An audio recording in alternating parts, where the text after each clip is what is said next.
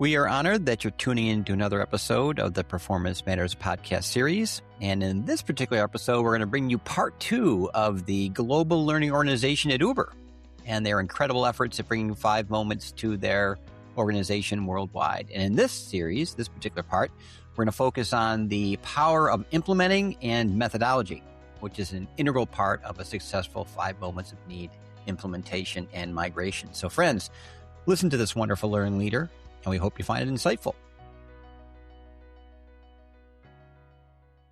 All right, friends, welcome back to another Performance Matters podcast series. Bob Mosier here. We are honored to be doing our second of a 3-part series with this remarkable learning organization from a company we all know and love, Uber. And it's been an honor to get to know their global learning team over the past several months or years as we've taken them through a lot of work there. And they're gracious enough to step out of that journey for a moment and take us through some critical parts. Part 1, if you listened to, was from one of our friends' colleague, Esha, and she talked about strategy and buy-in. Now we're moving to one of my favorite parts, not so much more important per se, but it's all about the methodology. That's what makes this approach different and the implementation of it successful. So our friend will join us here in just a second for that. And then part 3 is around the foundation of technology. And we have another one of their colleagues joining us for that. So, friend, I'd like to welcome Rev to our show today. Would you give your role, friend, and your name, of course, and let's kind of ease into this with what prompted Uber or yourself, your group, to sort of gravitate towards this idea of performance support and workflow learning. Hi, Bob. It's great to connect with you again. It's always wonderful to interact with the Applied team. I lead learning design at Uber globally.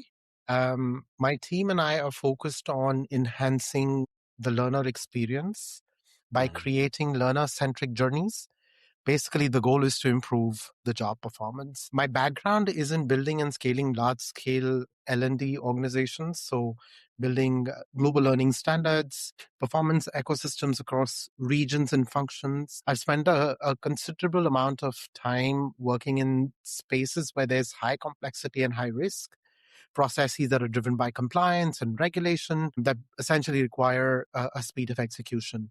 What prompted us to explore performance support and workflow learning? At a practical level, I'll tell you that we had hit the limits of traditional learning in the sense that the speed of change with which the business is moving and how the technology is evolving, we realized that traditional learning will not help us sustain high performance. We realized that no amount of front-load training could keep pace with that reality. What really prompted the shift was recognizing a gap between knowing and doing. People struggle the most in moments of application. That's when performance support and workflow learning stopped being a nice to have and became a necessity.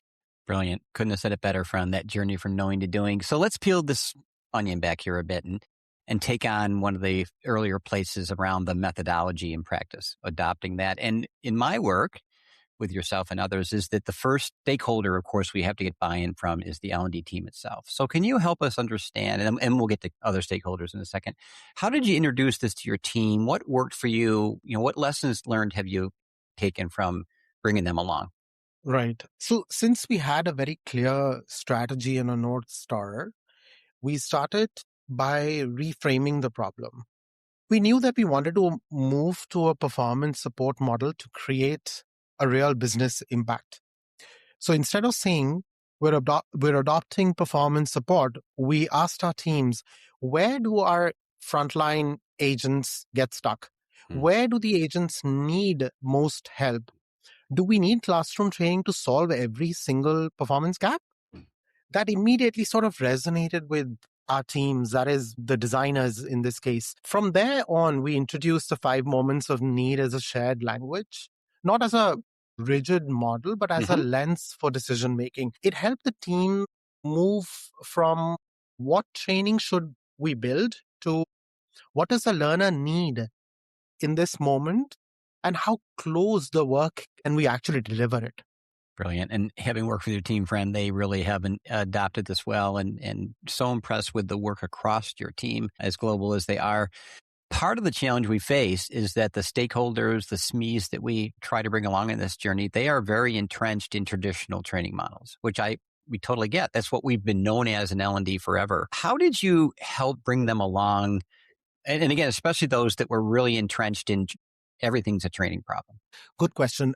What really helped was how we had designed our L&D strategy. I know Esha talked about this in the first series. We spent a lot of time making sure we're aligned and sort of in lockstep with the stakeholders, meaning we are aligned on what their vision was for the business instead of asking them, oh, which metric or KPI should we focus on? So in that sense, we became real partners. Mm. Based on which I think we had mapped out sort of a gap analysis to see where do we need to emphasize, where do we need to put in the effort. We spent a lot of time talking to our peers in the industry. I feel like that was pretty interesting to know where almost all of us are in the same boat. The problems look pretty similar across the industry. Yep. That sort of helps to leverage best practices. I think I encourage people to do that all the time. It's a great learning. We didn't try to convince the stakeholders by theory alone, because I don't think that works. Instead, we partnered with them on real business problems and showed them how workflow learning sort of reduces friction over time. Once they saw that performance support reduced their dependency on constant retraining, fewer repeat questions and fewer defects, and faster ramp ups, to be honest, that mindset shift started to happen. We also intentionally position performance support as complementary and not competitive, Nice. because people love formal training. I mean, when people think of training, everybody thinks classroom training. The difference is being intentional about when it's the right solution, you know? Perfect. So, friend, there's a lot to the methodology. I'm a practitioner myself, and I've been on the journey for years. When you were applying the 5 moments of needed Uber, what part of the methodology has been the biggest unlock for your success, do you think, as you're peeling this back? And what have been some challenges that you've come up against? The biggest unlock was fully embracing the apply and solve moments. Once we stopped over investing in new and more, which I think we're all guilty of as learning professionals, and redirected effort towards in the flow support, we saw an immediate impact. Faster execution, more confidence, and better performance. To make that shift happen, we also had to change how our teams thought about learning. Many were used to working at an asset level, so moving to a performance focus required more modular thinking. So instead of defaulting to a course, we started with the workflow and asked how to best support performance in the moment of need. The challenge, I feel, was letting go of the idea that learning has to be visible and in a classroom. I mean, that has been, I think, the biggest challenge. For example, we introduced learning in the flow of work as opposed to traditional learning. And initially, even the stakeholders, everybody was unsure that will this actually work? Right. The real issue wasn't the lack of knowledge. It was the hesitation during a specific decision point. So instead of building a course, we introduced a simple in-tool decision guide that supported that exact moment. Perfect. And that immediately showed us results and reduced errors.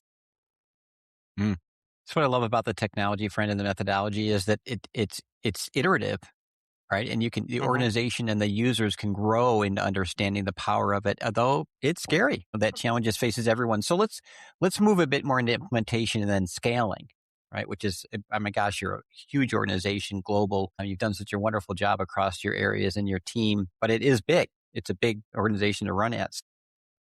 You operate at a massive scale.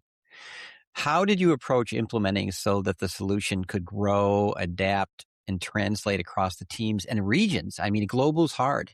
You're absolutely spot on. At Uber's scale, we knew we couldn't rely on one-off solutions. I mean, that just doesn't hold. So we focused on building principles and processes first, not assets. We standardized how we analyze work, how we decide between training and performance support, and how solutions are integrated into tools that people already use. So the foundation was critical. And this wasn't something learning design as a team could have done alone. It required deep cross-functional collaboration with our program managers, our project managers who are basically doing the initial intakes, trainers who are required to deliver the solutions, our tech enablement teams. So I think there was a massive partnership between all these functions to come together with a shared goal and sort of build that foundation. We sort of also designed for reuse and recombination. So think Legos and not bespoke sculptures. So instead of building highly customized solutions every time, we created modular components that could be reused, adapted, and recombined across teams and regions. That's what makes the scale possible. Yes. Another big shift was moving from a push to a pull model. Traditional systems push learning through a mandatory curriculum at scale that breaks down. We wanted people to be able to pull the right support at the exact moment of need without wanting for a scheduled training event. So for us, scale wasn't about producing more content. It was sort of building a system that could continue to evolve over a period of time. Love it. Sustainability. So powerful. So let's talk about that implementation. If you don't mind, kind of take us through the evolution of that journey. There were the early days, right, of implementing. So, slow and deliberate, quick wins at first. You touched on that a little bit there. And then kind of ease us into also, how did you manage the tensions between, long-term capacity and delivering immediate value to the business? There's always that balance of people not understanding or the buy-in coming with that kind of, those kinds of business results. So there was pushback, definitely. I remember conversations where designers were confused. We had historically been very process-driven, strong governance, strong build cycles. So when we started talking about performance support and workflow learning, some of the reactions were like, what does this mean? Does this mean that courses don't matter anymore? Right. So we slowed down. We leaned into the classic tell, show, do model. We explained the why. We showed what good looks like. We did mini pilots here and there. And then we let the teams try, with support. We experimented, learned fast, and adjusted, basically. Some things worked immediately.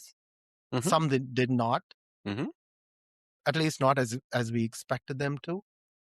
But those early experiments were essential. Yeah. So they gave us credibility and they gave the team confidence. So looking back, I'll say that the early days were not about perfection. They were about building belief. Yeah. And once belief starts to build, momentum sort of follows. Boy, I so appreciate, friend, how you've leaned into this, you guys. I mean, I have had the good fortune of meeting a number of your developers and the other roles you mentioned in the work we've done since we've been there. The word that jumps out to me is courageous with your organization, because that comfort and security and self-awareness to fail forward and put your group out there, let it evolve, not rush it or force it, I think is a huge part of why, and of course, Rav, your background on having built teams like this out before has been instrumental in that. So, friend, let's look forward a bit, right? So what's next on the roadmap? What do you see ahead of you as you're deepening your workflow strategy a bit? So we're sort of now deepening the integration from a functional, technical, and even skills point of view. That means tighter alignment with workflow tools, stronger use of data to anticipate moments of need, and more experimentation with Gen AI to personalize and scale performance support responsibly. We do have an EdTech learning roadmap in place that will help us make learning also if I can say invisible, and something that shows up exactly when you need it without disrupting the work. So powerful. And I think what every learner would love, frankly, right? So let's do a little futuring. So if you were a year out from now, where do you hope you'll be when your organizations get there? What progress will you hope you've made?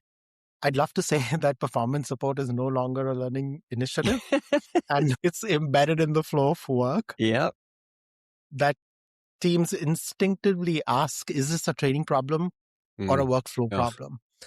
And that our learners feel more confident, capable and supported in the real moments that matter. So thereby creating magical user experience for all of Uber's customers. Tremendous value. I love the moments that matter things. It's kind of what the moments of need is built on, right? Because it comes from what folks want. So friend, our listeners out there, many are early on in the journey or even deciding to start, right? So they want to so be where you folks are, even though I know when you're mired in it, it still feels like it's a moving target. I get that. But if you could give one piece of advice to the L&D leaders out there or folks listening in on their journey, what would it be? I'd say overinvest in change management. Workflow learning isn't just a methodology shift, it's a mindset shift. And that shift has to happen across levels, layers in the organization. So from your design team to your SMEs, your senior leaders, and everybody in between. You have to create space for people to ask questions, to experiment, and frankly, to be uncomfortable for a while. Yeah.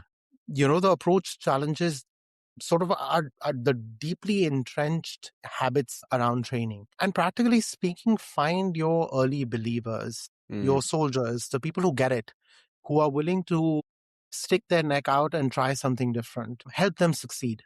Amplify their wins. Let them rally the troops, So culture change rarely happens top down alone. It sort of spreads through credibility and peer influence. So yes, focus on the methodology, but if you don't invest in the human side of the transition, it won't sustain. Well, I know all that listening to this and maybe having just met you for the first time, they know why you're such a great leader and why things are so successful there. Thanks so much for who you are and the work you folks are doing there, your willingness to share, where I know you're all busy, but the fact that this 3-part series is coming out and your wonderful colleagues who have shared your journeys so transparently, it means a lot. So friend, thank you so much for today and all you do. And I'm sure folks are going to benefit from listening. Thank you. Yeah, thank you. It was lovely to chat with you, Bob. Well, that's it for this episode of the 5 Moments of Need Performance Matters series. We look forward to future conversations around how to best put the 5 Moments of Need into practice. We welcome your feedback and can be reached on our 5 Moments of Need website, which is www.5momentsofneed.com. We hope you're finding these helpful and will subscribe to future episodes. Have a great day, friends.